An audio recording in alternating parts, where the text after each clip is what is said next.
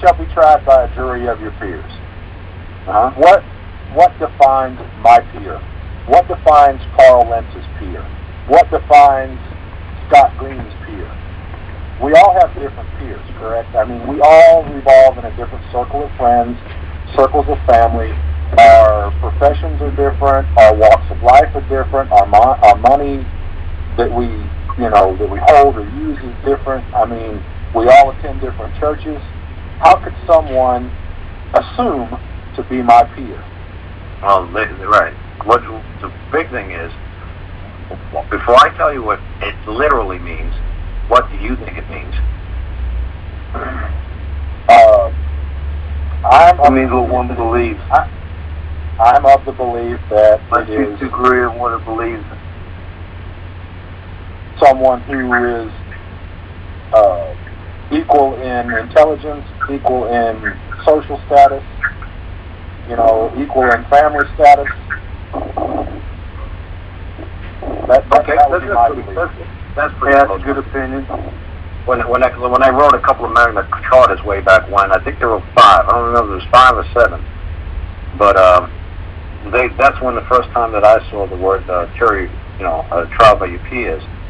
And all it basically meant was that the king had to allow, like the knights, to be judged by like other knights, or the lords to be charged by other lords, or the dukes and the earls to be charged by other ones. And what their peers meant to be back then was, it had nothing to do with the crime. What it had to do is, all it was basically a psychological evaluation. That's what it basically was, to be tried by your peers. What would happen is, the king would be like, well, you know what, I don't know what's really going on, like in common law. I really don't know how you people roll in Alaska or Australia. I really don't know how you people roll in Burma. I really don't know how you people roll on the other side of England, because I've never been to the other side of England. But you folks know this guy, right? Yeah, we all know this guy. Is he acting the way he always acts? Is this the way things are supposed to be? Is this guy acting like what you would call normal? Is this guy doing anything out of the ordinary? Is this guy confident? Or is this guy lost it and went off on a deep end, or is this the way you guys really roll out here? And that was the peers. The peers would say, no, this is the way we roll, and no, he's not acting out anything unusual, and this is how we usually conduct our affairs and business out here. So you would say in the past it had more to do with social status? It had to do with, is this guy off his rocker? Does he act the way his neighbors act? Well, not so much his neighbors act, but is this the way he's always acted? It was more like a psychological evaluation. Is this the way this guy's always been? Because if you tolerated this bullshit for 30 years or 50 years, this guy's been alive. Now what makes this different? Now why should we take action against this guy? Is this guy always done this? Is this the way you people see? Because that was the common law. Common law, like I say to people, the common law from the Iroquois to the Algonquins could be completely different than the beliefs of the Cherokees or the Arapaho or the Navajo people. Who knows? Those guys sit around and smoke peyote with their kids. The other tribe, you put a peace pipe near their kid, that's going to break your fingers. Like, oh, but wait a second, we're Indians too. Well, we always smoke the peace pipe with our kids, and we smoke dope, and we smoke peyote, and we smoke... Dude, not near my kids, or we're all Indians. No, dude.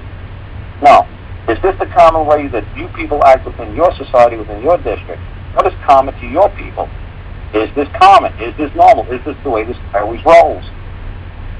So all of a sudden, you got this guy from the Peyote Nation going over to the Cherokee Nation, and he's, trying to hand out peyote to all the kids. And he's like, well, whoa.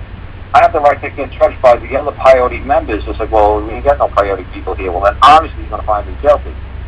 But believe me, if there's other peyote people who could come here and testify on my behalf, they'll tell you, no, this is how we always do things. He's not doing anything bizarre or unnatural or unreasonable or illegal or unlawful.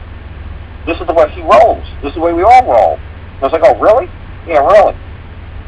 So that's why your customs, your beliefs, your practices, that's why you brought your kind to court and said, no, this is the way we always do this. It might look bizarre to you, King, It might look bizarre to the new guy that you placed in for this, parish or district or territory or squire, whatever you want to call these little things.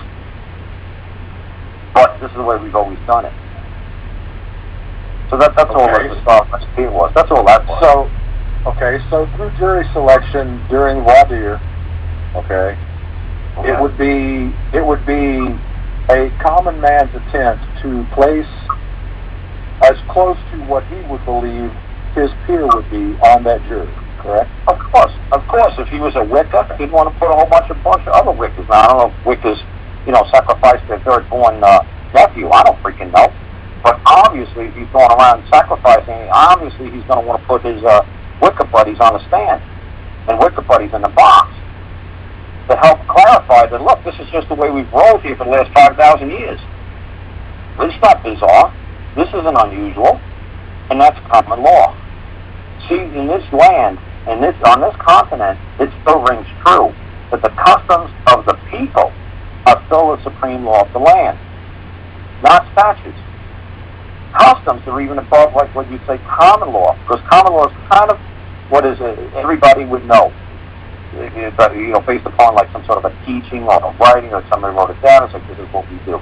A custom is just like, no matter what a simpleton you are, everybody knows it. Everybody knows the customs. These are what we do. This is what we customarily do. We open the door for a woman. Does anybody have to utter it to say that this is what we do, this is our law, when you see a woman open the door? No.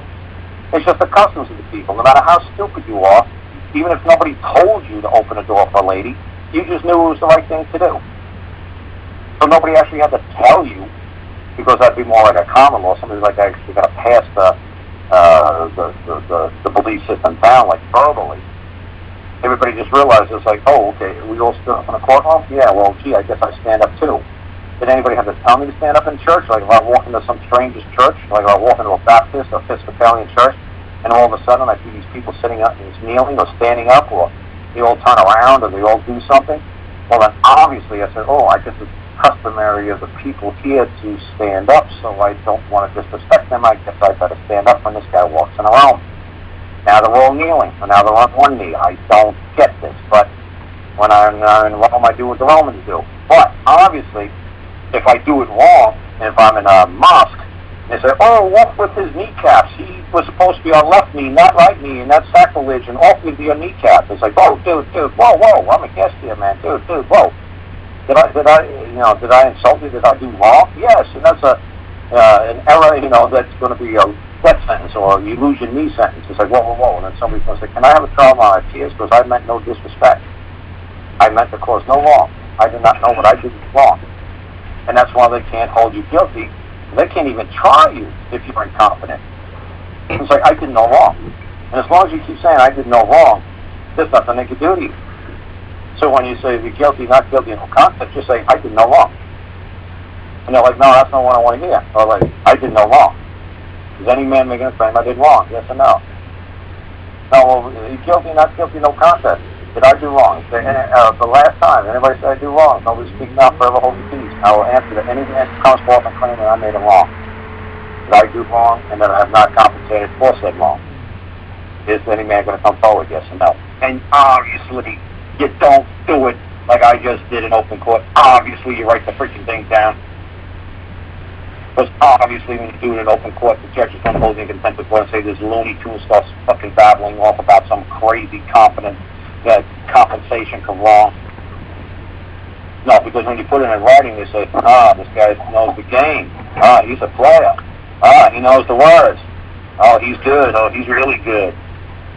That's the only reaction I get from people that I hand the paperwork to. And these calls aren't blocked. Anybody can call and say, oh, that's crap. I went to court and the judge thought I was crazy. He held me in contempt of court for putting false crap in. No, you hear the people call up and say, hey, okay, you got from Indiana, pulled up 2-3 weeks ago. He said, oh, the judge said, that was good. Oh, that's really good. I haven't seen this in like 20, 30 years. Remember old man Bob came here, he did something like that. Oh, this guy's a player. Oh, this guy's good. This is really good. Yeah, 3 sentences. It's ridiculous. None of this crazy, if it was more than two syllables, I guarantee there was not a 3-syllable word in what I wrote for that guy. sounds like I said, it sounds like a second grader speaking. It sounds like, are you smarter than a kindergartner? No, not really. I'm making it beyond simple. But the judge knows exactly what I'm doing. He just E equals MC squared on 3 lines. He's like, oh, that's it, man. He's done. It's really simple what I do. There's no rocket science to what I do.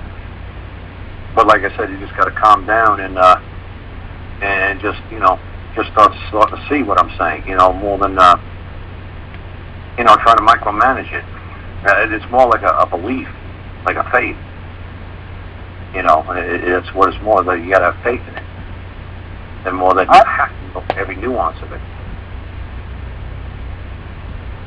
And people are trying to get every little nuance of what I know, and that's ridiculous. You're going to waste your life trying to get every nuance of what I do.